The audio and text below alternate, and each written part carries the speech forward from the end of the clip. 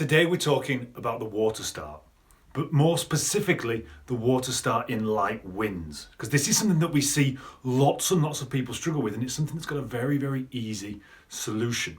So before we crack into this, what I would suggest, if you haven't already listened to our podcast on the general overview of water starting, go and listen to that. The link is in the notes below. Go and check that out and then come back to this where we're going to delve specifically into water starting in light winds. So today's model is Mike. What we'll do first, we'll play the video through at full speed so you can see what's going on, and then after that we'll go back, break it down and see what he could do to make it better.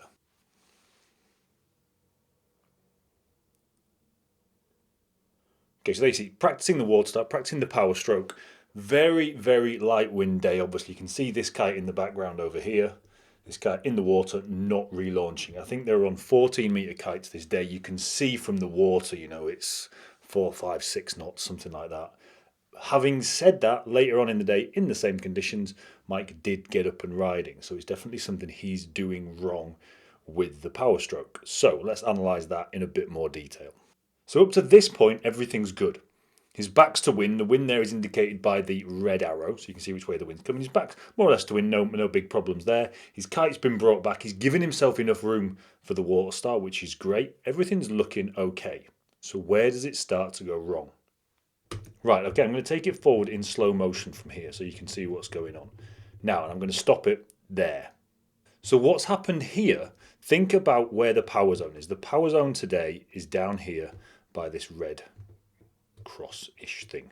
Okay, that's where the power zone is. That's where the most power is, and it kind of moves out away, getting less powerful, a bit like a dartboard as you go further out. Okay, so you can see he's very far away with his kite from the power zone, and this is a mistake we see all the time. Okay, what he wants to do instead is bring the kite down like this.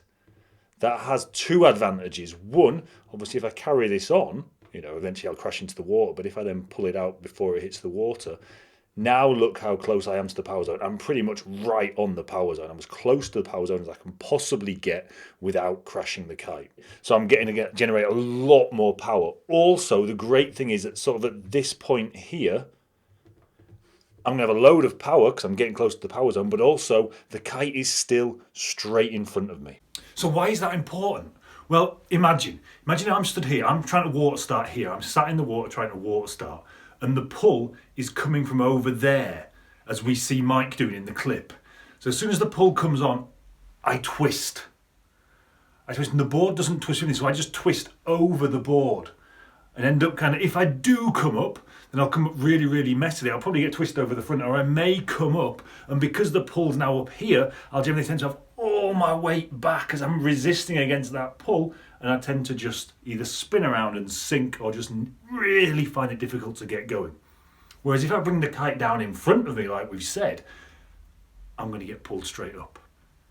And it's much, if you try this with a friend with a piece of rope, try to pull you up, it's much easier to be pulled up straight because that's the direction that all your levers go in than it is to be pulled up from an angle that way. Simply because, as I say, your levers go in that direction. They don't go in that twisting direction. So once we get the kite in front of us, we need a lot less energy from the kite to get us out of the water because we just stay small, stay tucked up and roll out of the water nice and gently. If this is something that you're struggling with specifically, we've put together a course which is designed to help you learn 3 times faster. It's been designed specifically for people who are either looking to come on kite surfing lessons or are currently learning to kite surf. It's designed to cut days, if not weeks, off your learning time and save you hundreds on your lessons costs. Again, the link is in the show notes below.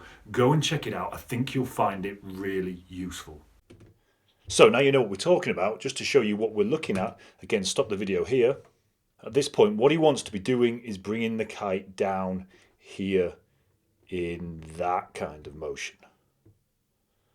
Now look what he actually does. See how far he misses it by. misses it by a mile. And you can see, look at him in the water. And if you look at him down here, he's actually been twisted around. He's not managed to come up. He's just been twisting the water because he's got nowhere near the power zone. So he needs a lot sharper steer at the top. A lot of people get confused as to how you make it steer. Just literally steer hard, you know, twist the bar even harder. So pull it hard on one side, push it away on the other, really send the kite down. And as soon as you feel yourself getting pulled up, you can ease the power off. But you need to get the kite, what we call tomahawk it down in front of you. So drop it right down in front of you, right down into the power, and then steer it out. The major danger that you have in this, if it's very, very light winds, is you'll find yourself crashing into the water because you tomahawk it down too far and you're still not getting up, which does happen. So don't stress about that. But you need to get that kite down in front of you. Again, just look how much he's missing it by. He's missing the power by a mile. So there's just no way he's getting out of the water from there. And as I say, he did get out of the water later on this same day. So it certainly was possible. It's just that he wasn't moving the kite in the right direction. That's it for today, guys. Hope you found that useful. As always, if you did, don't forget to hit the like button below, push the subscribe button to make sure you get these videos all the time delivered straight to you. I'll see you in the next video. Cheers, guys.